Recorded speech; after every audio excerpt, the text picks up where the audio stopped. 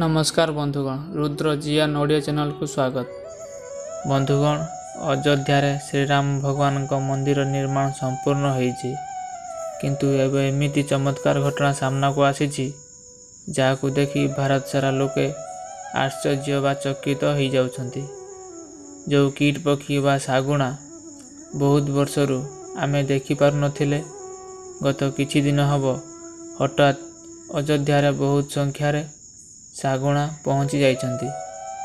बहुत लोक यहाकू साक्षात जटायु रूप कहउछंती, जे भगवान श्रीराम का मंदिर रे प्रतिष्ठा रे शामिल होवा पई आसीछंती। लोक माने आश्चर्य एइथिपई होउछंती कारण एही प्रजातिर पक्षी भारत रे शेष होबाकू जाउछि।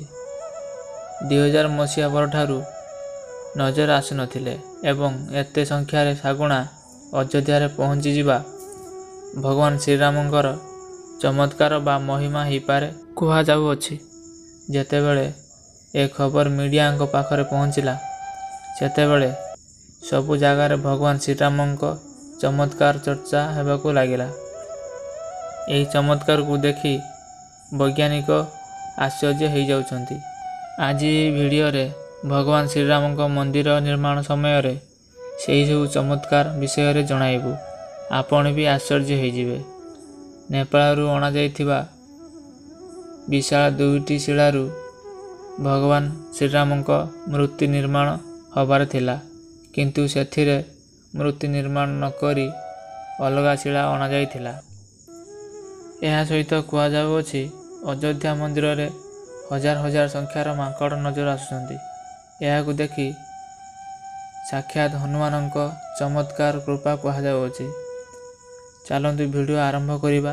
ता पूर्वरु साधुवाणी रिलेटेड वीडियो पाइबा पई एही रुद्र जिएन ओडिया चैनल को सब्सक्राइब करी पाखर दिबा घंटी चिन्ह को बजाई दियंतु। कमेंट रे जय श्री राम लिखि वीडियो टी शेयर करंतु। बंधुगण, जो समय को पूरा दुनिया अपेक्षा करथिला एबे से समय आसी जाइछि। अयोध्या रे प्रभु श्रीराम को मंदिर निर्माण संपूर्ण होईछि। 22 जनवरी को रामलीला का प्राण प्रतिष्ठा करा जिवो, किंतु ता पूर्वरु चमत्कार उपरे चमत्कार देखिबाकू मिलुछि।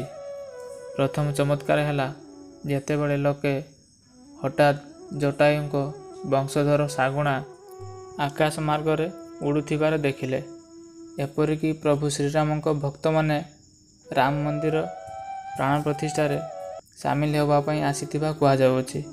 कारण किछि वर्ष पूर्वे एही प्रजाति पक्षी देखा जाउ नथिले, किंतु राम मंदिर प्राण प्रतिष्ठा पाखे आसीबारु अयोध्या आखपाखरे बहुत संख्यार सागुणा पहुँचीथिबारु लोके यह देखि पूजा करुछंती। कारण सागुणा एमिति पक्षी भारत रे आउ देखा जाउ नांती। तेणु प्रभु श्रीरामंक प्राण प्रतिष्ठा पूर्वरु से पक्षी कौठी आसिले यह देखि लोके भगवान को चमत्कार भावी पूजा करुछंती। बंधुगण, किछि बुद्धिजीवी लोके रामायण उपरे प्रश्न करुछंती। सेमाने कहउछंती रामायण एक कहानी थिला, किंतु आज भी रामायण रे बहुत सारा प्रमाण अछि जे समस्त को विश्वास करिबा पई बाध्य करूछि। भगवान राम लंका जीवा पई जो सेतु बनैथिले यह आज भी अवस्थित रहिछि। यहाकू वैज्ञानिक माने ग्रहण करुछंती। यहाकू देखि वैज्ञानिक माने कहिथिले यह कोनोसी प्राकृतिक नुहे, यह मनुष्य द्वारा बना जाइथिबा एक सेतु एवं जो स्थान रे सेतु बना जाइथिला एबे भी सेही स्थान रे रहिछि।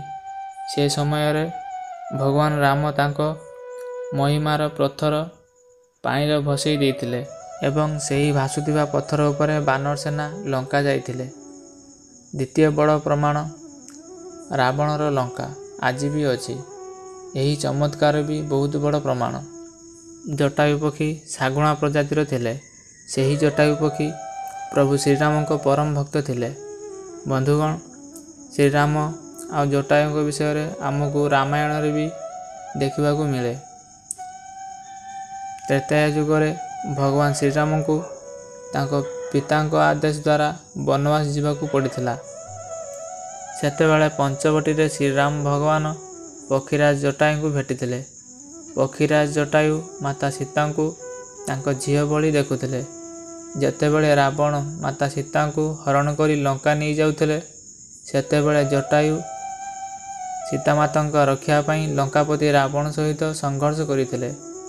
ସେ ଜଟାୟୁ ତାର ଡେଣାରେ ରାବଣକୁ ବହୁତ ଆଘାତ ଦେଇଥିଲା। ରାବଣ ଶରୀରକୁ ଜଟାୟୁ ଲହୁଲୁହାଣ କରିଦେଇଥିଲା। ସେହି ସଂଘର୍ଷରେ ଜଟାୟୁ ତାର ପ୍ରାଣ ଆହୁତି ଦେଇଥିଲେ। ଛତିଶଗଡ଼ ଦଣ୍ଡକାରଣ୍ୟରେ ପକ୍ଷୀରାଜ ଜଟାୟୁଙ୍କ ମନ୍ଦିର ରହିଛି।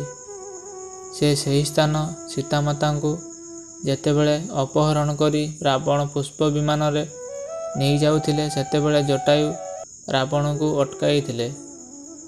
ଶ୍ରୀରାମଙ୍କ ଧର୍ମଯୁଦ୍ଧରେ ପ୍ରଥମେ ଜଟାୟୁ ପ୍ରାଣ ହରାଇଥିଲେ ଏବଂ ଶ୍ରୀରାମଙ୍କୁ ପ୍ରଥମେ ମାତା ସୀତାଙ୍କ ବିଷୟରେ ଜଣାଇଥିଲେ।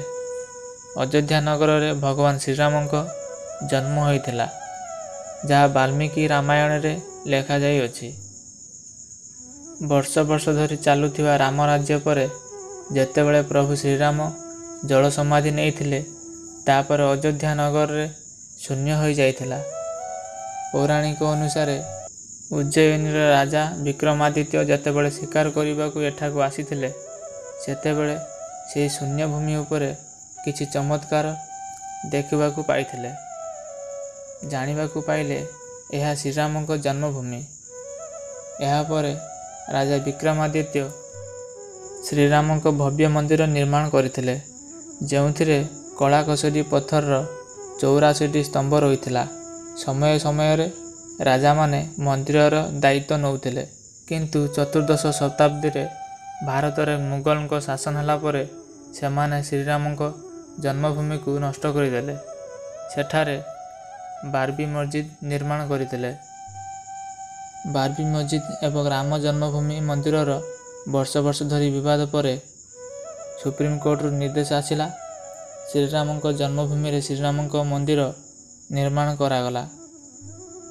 ଭଗବାନଙ୍କ ମୂର୍ତ୍ତି ନିର୍ମାଣ ପାଇଁ ନେପାଳରୁ 2 ବିଶାଳ ପଥର ଅଣାଯାଇଥିଲା, କିନ୍ତୁ କାହିଁକି ସେ ପଥରରେ ମୂର୍ତ୍ତି ନିର୍ମାଣ କରାଗଲା ନାହିଁ? କ'ଣ କାରଣ ଥିଲା ଅଲଗା ପଥର ଅଣାଯାଇ ମୂର୍ତ୍ତି ନିର୍ମାଣ କରାଗଲା? କାହିଁକି ନା କିଛି ସାଧୁସନ୍ଥ କହିଥିଲେ ଏହି ପଥରକୁ ଭାଙ୍ଗି ମୂର୍ତ୍ତି ନିର୍ମାଣ କରିବା ଉଚିତ ନୁହେଁ, କାରଣ ସେ ପଥର ଶାଳଗ୍ରାମ ପଥର ଥିଲା। ଶାଳଗ୍ରାମ ପଥର କେବେ ଭଙ୍ଗାଯାଏ ନାହିଁ ଏବଂ କିଛି କାରିଗର ଏହି ପଥରର ମୂର୍ତ୍ତି ହେବ ନାହିଁ ବୋଲି କହିଥିଲେ। ସେଥିପାଇଁ ଅଲଗା ପଥର ବ୍ୟବହାର କରି 3ଟି ମୂର୍ତ୍ତି ନିର୍ମାଣ କରାଗଲା। ସେଥିମଧ୍ୟରୁ ଯେଉଁ ମୂର୍ତ୍ତିଟି ଭଲ ଲାଗିବ, ସେହି ମୂର୍ତ୍ତିକୁ ରାମ ମନ୍ଦିରରେ ସ୍ଥାପିତ କରାଯିବ। ଏହି ସମୟରେ ଅଯୋଧ୍ୟାରେ ଚମତ୍କାର ଉପରେ ଚମତ୍କାର ଘଟୁଛି। ଅଯୋଧ୍ୟାରେ ଦେଖିବାକୁ ମିଳୁଛି ହଜାର ହଜାର ସଂଖ୍ୟାର ମାଙ୍କଡ଼। ଏହା ଦେଖି ଲୋକେ କହୁଛନ୍ତି ହନୁମାନଙ୍କ ସେନା ମନ୍ଦିରକୁ ଦେଖିବାକୁ ଅଯୋଧ୍ୟା ଆସିଛନ୍ତି, କାହିଁକି ନା ମାଙ୍କଡ଼କୁ ହନୁମାନଙ୍କ ରୂପ ମାନାଯାଇଥାଏ। ଏହାକୁ ଦେଖି ଅଯୋଧ୍ୟା ଲୋକେ ବହୁତ ଖୁସି ହେଉଛନ୍ତି।